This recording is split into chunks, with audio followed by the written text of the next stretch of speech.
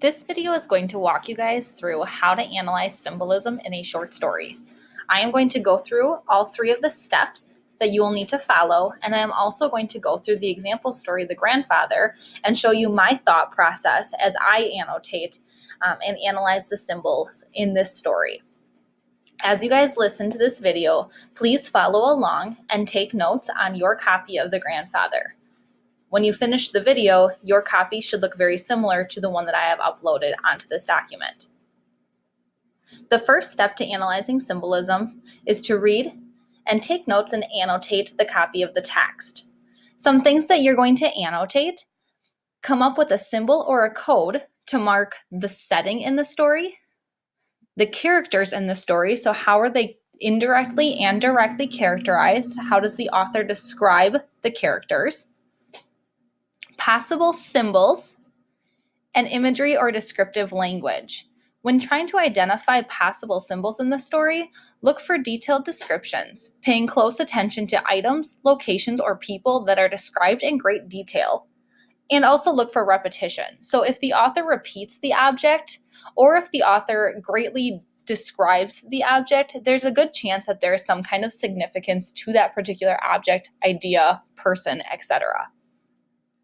As you are reading and annotating, also write in the margins any connections that you can make to your life and the outside world, predictions you have about the story, summarize anything that might be confusing to you, ask questions, write down your comments or reactions to the events in the story, and write down any feelings or emotions that might be evoked from the text. The example of the key that I have come up with for this story, I decided to highlight the setting in blue. I've underlined the characters and the characterization in purple. I've highlighted possible symbols in yellow, and I've underlined the imagery or descriptive language in red. Okay, so let's start out and read through the first two paragraphs of the story.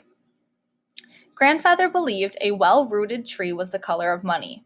His money he kept hidden behind portraits of sons and daughters or taped behind the calendar of an Aztec warrior. He tucked it into the sofa, his shoes and slippers, and into the tight-lipped pockets of his suits. He kept it in his soft brown wallet that was machine-tooled with Mexico and a campesino and donkey climbing a hill. He had climbed two out of Mexico, settled in Fresno, and worked 30 years at Sun-Made Raisin, first as a packer and later, when he was old, as a watchman with a large clock on his belt. The first thing I've gone through and highlighted are the descriptions of the trees and the money. So those are two objects that he seems to mention that I think might possibly be important or symbolic in the story. I have also underlined the details about him hiding his money because this reveals that he saves and values money. Lastly, I underlined that he came from Mexico and later settled in Fresno, so this reveals our setting. I believe that this also reveals that he is a hard worker. Second paragraph.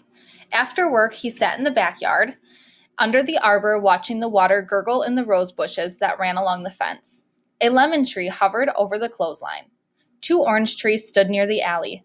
His favorite tree, the avocado, which had started in a jam jar from a seed, and 3 toothpicks lanced in its sides, rarely bore fruit. He said it was the wind's fault and the mayor's, who allowed office buildings so high that the haze of pollen from the countryside could never find its way into the city. He sulked about this. He said that in Mexico, buildings only grew so tall. You could see the moon at night, and the stars were clear points all the way to the horizon, and wind reached all the way from the sea, which was blue and clean, unlike the oily water sloshing against a San Francisco pier. In this second paragraph, I've underlined some of the descriptive language that he used to describe the setting around him, and then also to describe the differences between Mexico and Fresno. Once again, I've gone through and highlighted where he mentions the different types of fruit trees, and I've asked myself, what is the significance of the trees, and why might this avocado tree be his favorite? Lastly, I've underlined some of the details about Grandfather, which reveals that he prefers the country over the city, and he seems to miss Mexico, his home country. Moving on to the next 3 paragraphs. During its early years, I could leap over that tree, kick my bicycling legs over the top branch, and scream my fool head off because I thought for sure I was flying. I ate fruit to keep my strength up, fuzzy peaches and branch-scuffed plums cooled in the refrigerator. From the kitchen chair he brought out in the evening, Grandpa would scold, "Hijo, what's the matter with you? You gonna break it." By the third year, the tree was as tall as I, its branches casting a meager shadow on the ground. I sat beneath the shade, scratching words in the hard dirt with a stick. I had learned Nile in summer school and a dirty word from my brother who wore granny sunglasses. The red ants tumbled into my letters, and I buried them, knowing that they would dig themselves back into the fresh air. A tree was money. If a lemon cost 7 cents at Hanoian's market, then Grandfather saved fistfuls of change and more, because in the winter, the branches of his lemon tree hung heavy yellow fruit. And winter brought oranges, juicy and large as softballs. Apricots he got by the bagfuls from a son who himself was wise for planting young. Peaches he got from a neighbor who worked the night shift at Sun-Made Raisin. The chili plants, which also saved him from giving up his hot, sweaty quarters, were propped up with sticks to support an abundance of red fruit.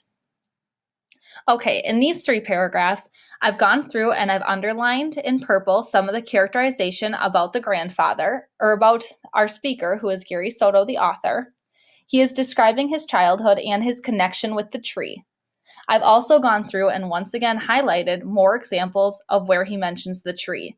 The fact that he is repeating the tree, specifically the avocado tree, reveals to me that this is possibly going to be a symbol in the story. He also mentions how he, Gary Soto, and the tree are both growing, so we see some of a comparison there between the two of them. Lastly, I've underlined and read some of the descriptive language that he uses. Next 3 paragraphs. But his favorite tree was the avocado because it offered hope and promise of more years.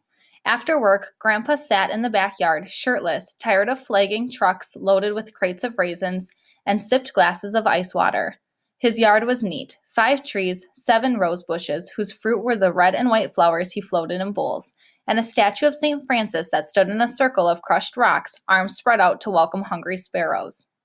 After 10 years, the first avocado hung on a branch, but the meat was flecked with black, an omen, Grandfather thought, a warning to keep an eye on the living. 5 years later, another avocado hung on a branch, larger than the first and edible when crushed with a fork into a heated tortilla. Grandfather sprinkled it with salt and laced it with a river of chili. The top of this paragraph got cut off on me, but I'll pick up where it starts on the second page. Gurgling in the rose bushes, I drank long and deep and later ate the smile from an ice-cold watermelon. Birds nested in the tree, quarreling jays with liquid eyes and cool, pulsating throats. Wasps wove a horn-shaped hive one year, but we smoked them away with swords of rolled-up newspapers lit with matches. By then the tree was tall enough for me to climb and to look into the neighbor's yard.